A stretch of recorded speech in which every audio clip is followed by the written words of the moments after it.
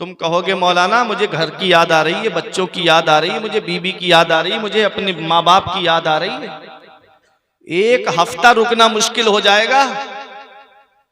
एक इमाम से पूछो जो 5-5 महीने 6-6 महीने तक तुम्हारे यहां पर इमामत के फराइज अंजाम दे रहा है और 1-2 दिन के लिए चला गया तो खुराफात करना शुरू कर दी। क्या इमाम के बीवी बच्चे नहीं है?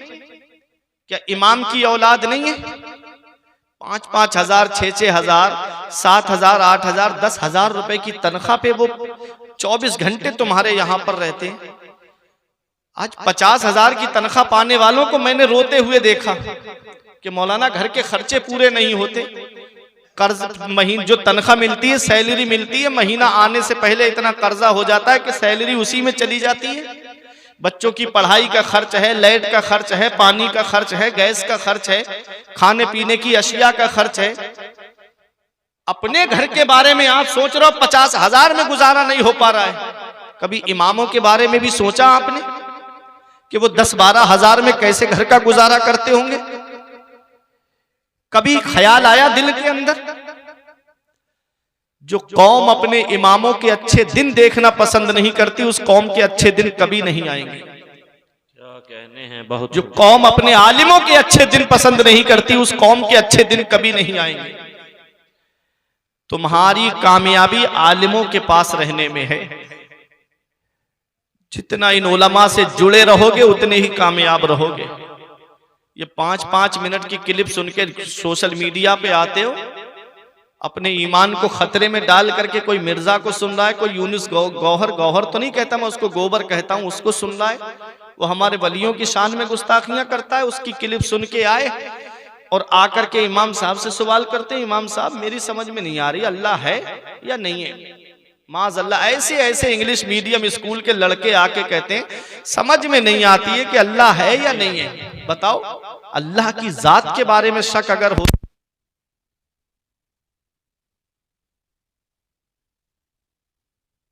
आलिम का चेहरा देखना इबादत है बेशक, और चेहरा करीब से अच्छा दिखता है ना कि दूर से अच्छा दिखता है। आप ऐसे बाउंड्री के पार खड़े हो गए जैसे लग रहा है कि आप लोग इनसे पार्टी बंदी किए बैठे। आ जाए, करीब में आइए, अपने आलिमों के करीब हो जाइएगा। अभी खुसूसी खिताब अल्लामा जिक्रुल्लाह मक्की साहिब किबला का आपको समाअत करना है।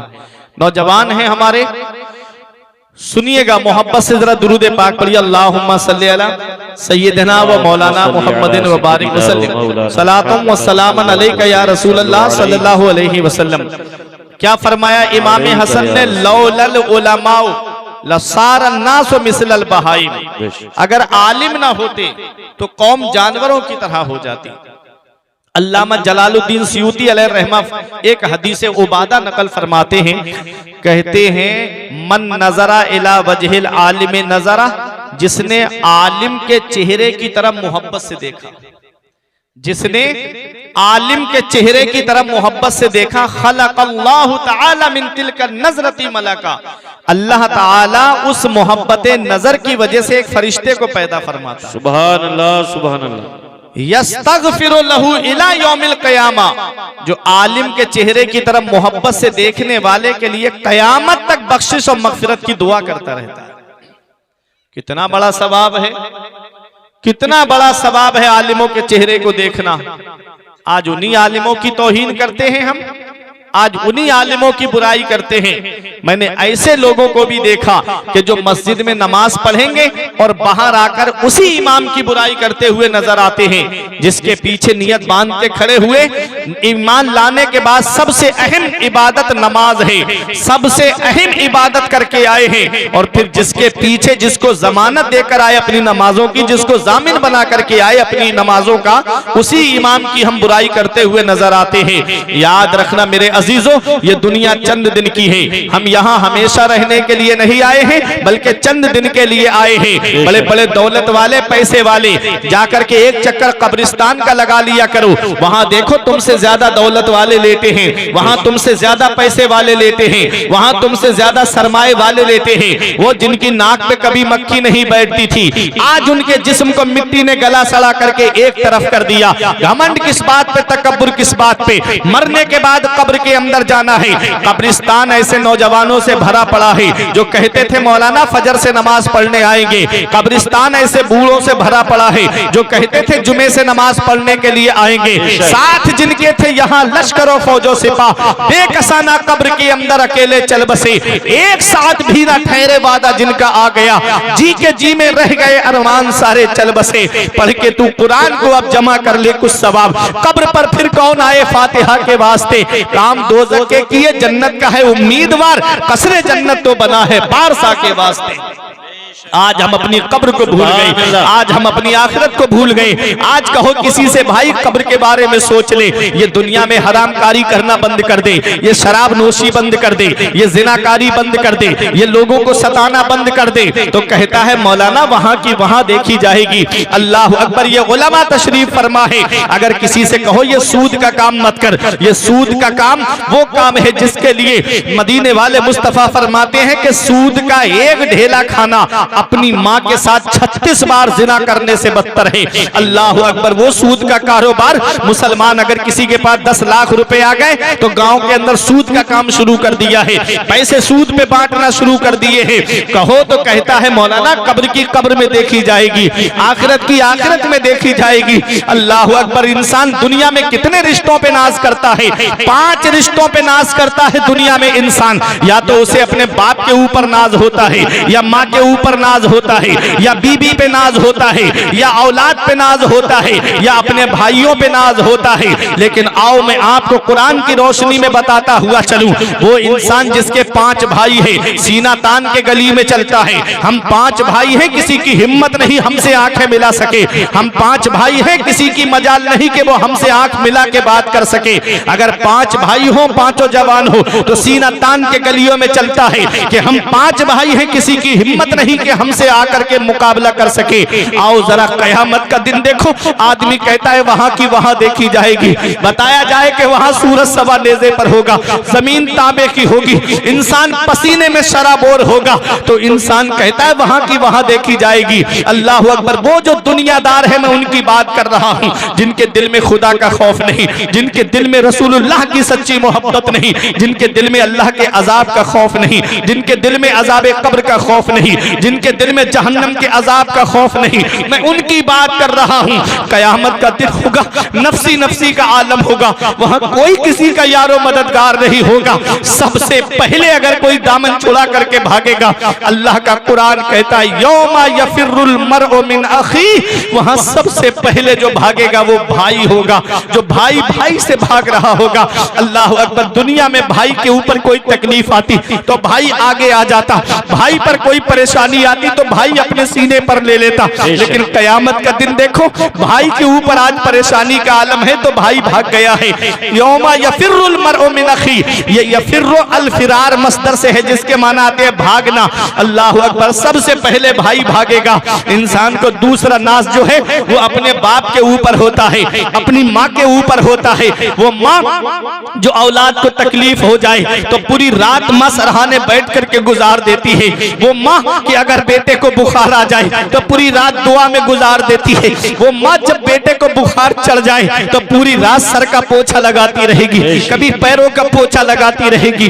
वो माँ जो अपनी औलाद से इतनी मोहब्बत करती है, अगर थोड़ी देर के लिए उसका बेटा गायब हो जाए तो माँ बेचैन हो जाती है, बेकरार हो जाती है। माँ को चैन नहीं पड़ता, माँ को आराम नहीं पाता।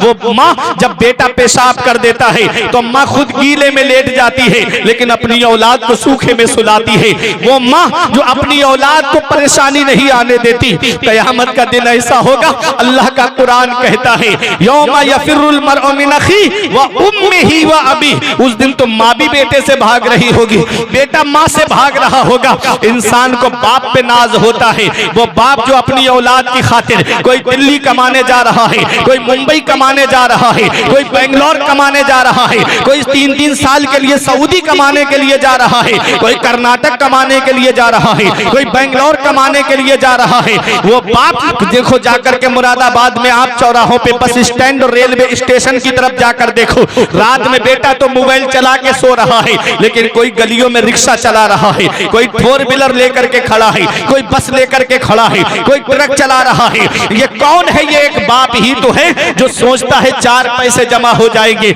मेरी औलाद के खर्चे में काम आएंगे, जो सोचता है 4 पैसे जमा हो जाएंगे, मेरी औलाद की पढ़ाई में काम आएंगे। स्कूल की फीस भरने वाला बाप है, कोचिंग की फीस भरने वाला बाप है, कॉलेज की फीसें भरने वाला बाप है, यूनिवर्सिटी की फीस भरने वाला एक बाप है। लेकिन अफसोस तब होता है जब वही बाप बूढ़ा हो जाए, उसके जिस्म की हड्डियां जवाब दे जाए, उसके जिस्म की ताकत जवाब दे जाए, उसी बूढ़े माँ बाप का बिस्तर घर से बाहर जब औलाद कर देती है, बाप खून के आंसू रोता है। जिस औलाद के लिए मजारों के चक्कर लगाए थे, जिस औलाद के लिए आलिमों के घरों के चक्कर लगाए थे, हजरत दुआ कर दो मेरे घर में चिराग जलाने वाला आ जाए, दुआ कर दो मेरे घर में कोई चिराग जलाने वाला आ जाए। आज वही औलाद जवान हुई, माँ बाप का बिस्तर घर से बाहर, बुढ़ापे में बंटवारा होता है माँ बाप का। बाप 1 महीना मेरे घर खाएगा, माँ 1 महीना तेरे घर खाएगी। याद रखना नौजवानों, पहली मोहब्बत है माँ बाप की जो दुनिया में बदला मांगती है। अगर तुमने अपने माँ बाप के साथ भलाई की तो तुम्हारी औलाद तुम्हारे साथ भलाई करेगी। अगर तुमने अपने माँ बाप के साथ भलाई नहीं की तो बुढ़ापे में ये उम्मीद लगा के मत बैठना कि तेरी औलाद तेरा सहारा बन जाएगी। अल्लाह अकबर। हमारे बुजुर्गों ने फरमाया, बाप आंगन में लगे हुए पेड़ की तरह होता है। जब शिद्दत की गर्मी पड़ती है, जब शिद्दत की धूप पड़ती है, जब गरम गरम लू के थपेड़े होठों को खुश्क कर देते हैं, तो सबसे बेहतर और मुनासिब साया दरख्त का साया होता है। आदमी गर्मी में पेड़ के नीचे कुर्सी डाल के बैठे, उसे आराम मिल जाता है। पेड़ के नीचे कुर्सी बिछा करके बैठे, उसे आराम मिल जाता है। चारपाई बिछा करके लेट जाए, उसे आराम मिल जाता है। हमारे बुजुर्ग फरमाते हैं, बाप आंगन में लगे हुए पेड़ की तरह होता है। जिस दिन ये पेड़ आंगन से उखड़ गया, उस दिन धूप भी परेशान करेगी, गरम गरम लू के थपेड़े भी परेशान करेंगे। ऐसे माँ बाप के साये की नाकदरी न कर, ऐसे माँ बाप के साये की नाकदरी न कर। धूप काटेगी बहुत जब ये शजर गिर जाएगा। जिस दिन बाप की चारपाई घर से उठ गई ना, उस दिन एहसास होगा कि आज कितना बड़ा साया हमारे सर से चला गया। जब तक बाप जिंदा होता है, बूढ़ा है, चारपाई पे बैठा रहे, कुछ ना करे, औलाद को सहारा है कि मेरी पीठ पर मेरे बाप का हाथ रखा हुआ है। घर वाले भी मोहब्बत से बात करते हैं, खानदान वाले भी मोहब्बत से बात करते हैं, रिश्तेदार और पड़ोसी भी मोहब्बत से बात करते हैं। जिस दिन उस बाप की चारपाई घर से उड़ जाती है ना, उस दिन जमीन के बंटवारे के नाम पे लड़ाइयां, कभी घर के बंटवारे के नाम पे लड़ाइयां। अल्लाह अकबर। बाप औलाद को तब एहसास होता है कि कितना बड़ा साया आज मेरे सर से चला गया। ऐ नौजवानों, अगर माँ बाप जिंदा है तो उनकी खिदमत कर लो, अगर माँ बाप हयात है तो उनकी खिदमत कर लो। जिस दिन माँ बाप का साया सर से उठ गया, उस दिन पता चलेगा कि कितना बड़ा साया आज हमारे सर से चला गया है। इस वक्त के बारे में तो सोचा भी न था। बेटों से बुढ़ापे में हुई खत्म रसाई, घर बार तो बांट लिए शौक से फुरकान, हिस्से में किसी के मगर मां नहीं आई। वक्त ठुकरा देगा एक दिन मेरी सारी ये कुर्बानियां, दामने उम्मीद में फकत नाकामियां रह जाएंगी। शादियों के बाद तो बेटे अलग हो जाएंगे, बाप के हाथों में फकत बैसाखियां रह जाएंगी। बुढ़ापा क्या, जवानी क्या, ये बचपन बांट लेते हैं। न होकर दिल में गुंजाइश तो आंगन बांट लेते हैं। नहीं मंजूर हिस्से में किसी बेटे को अपनी माँ, मगर आपस में बूढ़ी माँ के कंगन बांट लेते हैं। क्या बात है। नारे तकबीर, नारे रिसालत, मसलके आला हजरत, उलमाए अहले सुन्नत, जश्न दस्तार बंदी, हजरत अल्लामा मुफ्ती फुरकान रजा मंजरी। सुभान अल्लाह, सुभान अल्लाह। बहुत ये माँ बाप हैं, ये माँ बाप हैं। उस दिन एहसास होता है जिस दिन नारे तकबीर, नारे रिसालत, मसलके आला हजरत, हजरत अल्लामा मौलाना जिक्रुल्लाह साहब किबला, हजरत अल्लामा मौलाना जिक्रुल्लाह मक्की साहब किबला, उलमाए अहले सुन्नत, जश्न दस्तार बंदी। आप हजरात बैठ जाएं, बहुत जल्द अपनी अपनी जगह पर ऐसे ही बैठ जाएं। आप हजरात अपनी अपनी जगह पर ऐसे ही अदब और इत्मीनान के साथ बैठ जाएं।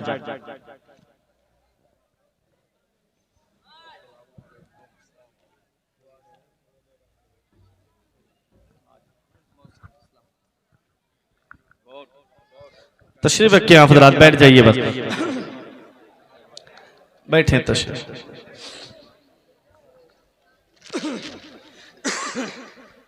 दुरूद पाक पढ़िए, अल्लाहुम्मा सल्ली अला सय्यिदिना व मौलाना मुहम्मदिन व बारिक वसल्लम सलातुम व सलामन अलैका या रसूल अल्लाह सल्लल्लाहु तआला अलैहि वसल्लम। मोहब्बत से बोलिए सुभान अल्लाह, और बुलंद आवाज से कहिए सुभान अल्लाह।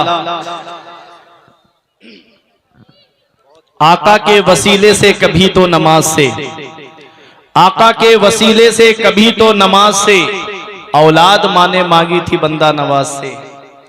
आका के वसीले से कभी तो नमाज से, औलाद माने मांगी थी बंदा नवाज से। अब्बा की आंख का जो चश्मा न ला सके, मैयत पे आ रहे हैं हवाई जहाज से। ये हाल है आज की औलाद का, अब्बा की आंख का जो चश्मा न ला सके, मैयत पे आ रहे हैं हवाई जहाज से। दिया था अब्बा ने जो एक झूमर बेच डाला था, दिया था अब्बा ने जो एक झूमर बेच डाला था, खुशी से अपने अरमानों का दफ्तर बेच डाला था। बुलंदी मिल गई तो भूल बैठे हैं वही बेटे, कभी जिनके लिए अम्मी ने जेवर बेच डाला था। बुलंदी मिल गई तो भूल बैठे हैं वही बेटे। अल्लाह या रसूल अल्लाह, जिंदाबाद जिंदाबाद। बुलंदी मिल गई तो भूल बैठे हैं वही बेटे, कभी जिनके लिए अम्मी ने जेवर बेच डाला था। तो इंसान किन रिश्तों पे नाज करता है? या तो अपने भाई पे नाज करता है। कयामत के दिन यौमा यफिरुल मरउ मिन अखी, कयामत के दिन भाई भाई से भाग रहा होगा। व उम्मिही व अबी, वहां तो माँ भी बेटे से भाग रही होगी और बेटा माँ से भाग रहा होगा, बाप बेटे से भाग रहा होगा, बेटा बाप से भाग रहा होगा। तीसरा रिश्ता है बीबी का, वो बीबी जिसकी खातिर आदमी बाहर कमाने जाता है, खेतों में मजदूरी करता है, 3-3 मंजिल पे सर पे ईंटें लेकर के चढ़ता है, शाम को अपनी बीबी के लिए ला करके खाने को सामान रखता है, बच्चों के लिए पैसे रखता है। कयामत के दिन ऐसा होगा, वह साहिबती ही व बनी, वहां तो बीबी भी शौहर से भाग रही होगी। शौहर भी काम नहीं आएगा, बीबी भी काम नहीं आएगी। आदमी नाज करता है अपनी औलाद पे कि मेरी औलाद तो मेरे काम आएगी, मेरी औलाद तो मेरा सहारा बनेगी। जो औलाद दुनिया में सहारा नहीं बन रही है माँ बाप का, वो आखिरत में सहारा कैसे बनेगी? बेशक। जिसने दुनिया में माँ बाप को छोड़ दिया, पेड़ गांव में रह गए और फल शहर में आ गए। जाड़ों में पुराना लिहाफ ओढ़ करके माँ बाप अल्लाह का शुक्र अदा करते हैं। हमारे कमरों में एसी चलता है, हमारे कमरों में जाड़ों में गर्म हीटर का इंतजाम है। माँ बाप हैं कि तीनों झोपड़ियों में रह करके अपनी जिंदगी गुजार रहे हैं। क्या इस दिन के लिए माँ बाप औलाद को जवान करते हैं? क्या इस दिन के लिए माँ बाप औलाद को पालते हैं? हम कौन सा मुंह लेके अपने आका की बारगाह में जाएंगे? कौन सा चेहरा लेकर के अपने आका की बारगाह में जाएंगे? मेरे अजीजों, माँ बाप जिंदा हैं तो उनकी कदर करो। औलाद पे नाज है माँ बाप को। कयामत का दिन ऐसा होगा कि वहां तो बेटा भी बाप से भाग रहा होगा, वहां औलाद भी काम नहीं आएगी। वो लोग सोचे जो हराम काम करते हैं, हराम तरीके से पैसा कमाते हैं और कहते हैं मौलाना कब्र की कब्र में देखी जाएगी, आखिरत की आखिरत में देखी जाएगी। अरे वहां तो वो वक्त तो ऐसा वक्त है, वो दिन तो ऐसा दिन है कि जहां ना तो भाई काम आ रहा है, ना बाप काम आ रहा है, ना माँ काम आ रही है, ना बीबी काम आ रही है, ना औलाद काम आ रही है। नफसी नफसी का आलम है। वो लोग सोचेंगे कि चलो बाप ने साथ छोड़ दिया, माँ ने साथ छोड़ दिया, भाई ने साथ छोड़ दिया, बीबी ने साथ छोड़ दिया, औलाद ने साथ छोड़ दिया, चलो मैं फरिश्तों से मदद ले लूंगा। अरे फरिश्तों का वहां हाल ये होगा, अल्लाह कुरान में फरमाता है यौमा यकूमुर रूह वल मलाइकतु सफ़ा, वहां तो जिब्राइल अलैहिस्सलाम भी खामोश खड़े होंगे, फरिश्ते सफे बांधे खड़े होंगे। फरिश्तों को मजाल नहीं कि रब से बात कर सके, इतनी हिम्मत नहीं कि रब की बारगाह में कलाम कर सके। अरे जहां बाप ने साथ छोड़ दिया, बेटे ने साथ छोड़ दिया, दिया, माँ ने साथ छोड़ दिया, बीबी ने साथ छोड़ दिया, भाइयों ने साथ छोड़ दिया, तो सोचोगे कि फरिश्ते मदद कर देंगे, वहां तो फरिश्ते भी खामोश खड़े होंगे, तो लोग सोचेंगे चलो फरिश्तों ने मदद नहीं की तो क्या हुआ, मैं नबियों से मदद ले लेता हूँ, नबियों से मदद मांग लेता हूँ। हजरत आदम अलैहिस्सलाम के पास आएंगे, आप अबुल बशर हो, आप हमारी मदद कर दो, आप फरमाएंगे कि इज़हबू इला गैरी, मेरे अलावा किसी और के पास जाओ। हजरत नूह अलैहिस्सलाम के पास आएंगे, वो कहेंगे कि मेरे अलावा किसी और के पास जाओ। अब मुकम्मल हदीस अल्लामा ज़िक्रुल्लाह मक्की साहिब किबला से आप समाअत करना। हजरत ईसा अलैहिस्सलाम तक आएंगे, कहेंगे आप हमारी मदद कर दो, तो वो कहेंगे मेरे अलावा किसी और के पास चले जाओ। हजरत ईसा अलैहिस्सलाम भी जवाब दे देंगे, न बाप काम आया है, न बाप भाई काम आया है, न माँ काम आई है, न बेटा काम आया है, न बीबी काम आई है। फरिश्तों ने भी मदद से इनकार कर दिया, नबियों ने भी हदीस की रोशनी में मदद से इनकार कर दिया। अब कौन है जो हमारे काम आएगा, कौन है जो हमारी मदद करेगा? अल्लाह कुरान में फरमाता है, यौमा यकूमुर रूहु वल मलाइकतु सफ़ा इल्ला मन अज़िना लहुर रहमान व क़ाला सवाबा। वो मदद करेगा जिसे रहमान इजाजत देगा, जिसे रहमान इजाजत अता फरमाएगा, जिसे रहमान इजाजत देगा और ठीक बात कहेगा। किसको इजाजत मिलेगी कयामत के दिन? किसको इजाजत मिलेगी? ऐ नबी से मोहब्बत करने वालों, ये उलमा दुआओं से नवाजेंगे। किसको इजाजत मिलेगी? अल्लामा हसन फरमाते हैं, फकत इतना सबब है इन इकादे बज़्म महशर का कि उनकी शान महबूबी दिखाई जाने वाली है। वाह वाह वाह, सुभान अल्लाह सुभान अल्लाह। शान महबूबी दिखाई जाने वाली है। सबने सफे महशर में ललकार दिया हमको, सबने सफे महशर में ललकार दिया हमको, ऐ बेकसों के आका अब तेरी दुहाई है। खलीलो नजी मसीहो सफी सभी से कही कहीं भी बनी ये बेखबरी के खल्क फिरी कहां से कहां, तुम्हारे लिए जमीनो समा, तुम्हारे लिए मकीनो मका, तुम्हारे लिए चुनीनो चुना, तुम्हारे लिए बने दो जहां, तुम्हारे लिए दहन में जुबा, तुम्हारे लिए बदन में हिज्जा, तुम्हारे लिए हम आए यहाँ, तुम्हारे लिए उठे भी वहां तुम्हारे। बाबा नारे तकबीर, नारे रिसालत, मसलके आला हजरत, उलमाए अहले सुन्नत, जश्न दस्तार बंदी। कौन है, कौन है जो हमारे काम आएगा? कौन है जो हमारी मदद करेगा?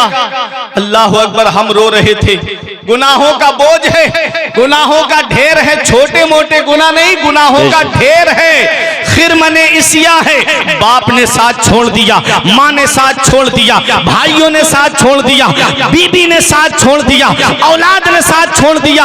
अरे जब सगा भाई काम नहीं आया तो खलेरे ममेरे फुपेरे कहां से काम आएंगे? अरे जब सगों ने साथ छोड़ दिया तो ये कजिन कहां से काम आएंगे? ऐ लोगों, अपना रिश्ता नबी की बारगाह से मजबूत कर लो, अपना रिश्ता अपने आका की बारगाह से मजबूत कर लो। और जश्न दस्तार बंदी में आने वालों, अपने नबी से सच्ची मोहब्बत करो। जहां कोई किसी के काम नहीं आता है वहां मदीने वाले मुस्तफा अपने गुलामों के काम आते हैं, नबी अपने आशिकों के काम आते हैं। हम रो रहे थे, गुनाहों का बोझ है, गुनाहों का ढेर है, हमारी आंखों में आंसू थे। इतने में आवाज आएगी, अरे हुजूर तशरीफ ले आए। मोहब्बत से बोलो सुभान अल्लाह। आवाज आएगी, हुजूर आ गए, हुजूर आ गए। हम रो रहे थे, बाप ने साथ नहीं दिया, बेटे ने साथ नहीं दिया, भाइयों ने साथ नहीं दिया, माँ ने साथ नहीं दिया, बीबी ने साथ नहीं दिया, आंखों में आंसू थे, हम रो रहे थे। इतने में आवाज आती है, अरे हुजूर आ गए। हुजूर इस शान से तशरीफ लाए कि आला हजरत पुकार उठे, पेशे हक मुज़्दा शफाअत का सुनाते जाएंगे, पेशे हक मुज़्दा शफाअत का सुनाते जाएंगे। आप रोते जाएंगे, हमको हंसाते जाएंगे। वाह वाह, जिंदाबाद जिंदाबाद। आप रोते जाएंगे, हमको हंसाते जाएंगे, पेशे हक मुज़्दा शफाअत का सुनाते जाएंगे। आप रोते जाएंगे, हमको हंसाते जाएंगे। हम रो रहे थे, हुजूर तशरीफ लाए और इस शान से तशरीफ लाए। मेरा इमाम कहता है, लो वो आए मुस्कुराते हम असीरों की तरफ, जी लोग आए मुस्कुराते हम असीरों की तरफ, खिरमने सिया पे अब बिजली गिराते जाएंगे, खिरमने सिया पे अब बिजली गिराते जाएंगे। कोई छोटे मोटे गुनाह नहीं थे, पूरा ढेर था गुनाहों का। हुजूर तशरीफ लाए, हुजूर ने एक नजरे रहमत उठाई, गुनाहों का सारा ढेर जलकर खाकिस्तर हो गया। वुसअते दी हैं खुदा ने दामने महबूब को, जुर्म खुलते जाएंगे आका छुपाते जाएंगे, जुर्म खुलते जाएंगे आका छुपाते जाएंगे। ऐ लोगों, अपने नबी से सच्ची मोहब्बत करो, अपने नबी से सच्चा प्यार करो। जहां कोई किसी के काम नहीं आता है, वहां मदीने वाले मुस्तफा अपने गुनाहगार उम्मतियों के काम आते हैं। मेरे आला हजरत पुकार के कहते हैं, अल्लाह क्या जहन्नम अब भी न सर्द होगा, रो रो के मुस्तफा ने दरिया बहा दिए हैं, रो रो के मुस्तफा ने दरिया बहा दिए हैं। तो मेरे अजीजों, वो लोग जो कहते हैं कि मौलाना वहां की वहां देखी जाएगी, वो सोचे वहां तो कोई किसी के काम नहीं आएगा। हमारे नबी हमारे काम आएंगे, हमारे आका हमारे काम आएंगे, हमारे नबी अपने गुनाहगार उम्मतियों के काम आएंगे। अपने नबी से सच्ची मोहब्बत करो, अपने नबी से सच्चा प्यार करो और अपनी औलाद को तालीम से आरास्ता करो। अपनी औलाद को तालीम सिखाओ, अपनी औलाद को मदरसा भेजो, अपनी औलाद को पढ़ने के लिए भेजो। जब बच्चों के पास दीनी तालीम होगी तो वो माँ बाप का अदब भी जानेंगे, बड़े भाई बहनों का अदब भी जानेंगे, पड़ोसियों का हक भी पहचानेंगे, अपने रिश्तेदारों का हक भी पहचानेंगे। और सारी चीजें अदब से मिलती हैं, सारी चीजें अदब से मिलती हैं। अब आखिरी बात, मेरी तकरीर खत्म। सारी चीज अदब से मिलती है। देखो, अगर मुक्तदी अपने इमाम का अदब ना करे तो वो मुक्तदी कामिल मुक्तदी नहीं है।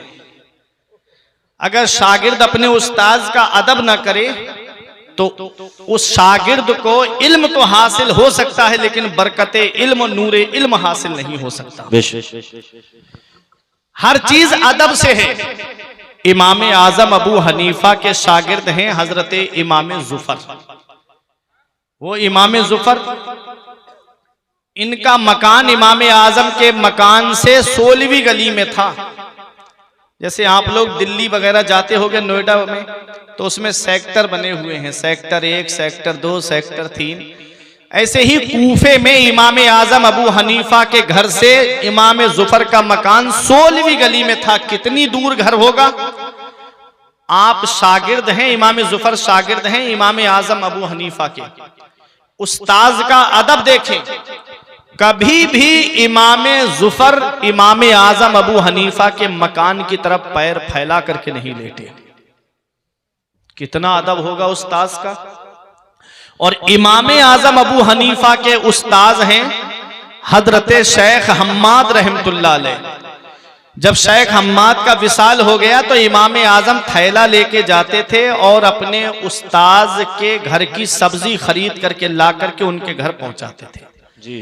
दुनिया इमाम आजम मान रही है उनको, दुनिया इमाम आजम तस्लीम कर चुकी है। वो इमाम आजम जिन्होंने 30 साल तक रोजे रखे लगातार, वो इमाम आजम जिन्होंने हर रात में 30 साल ऐसे गुजारे हैं कि हर रात में एक कुरान शरीफ मुकम्मल तिलावत फरमाते थे।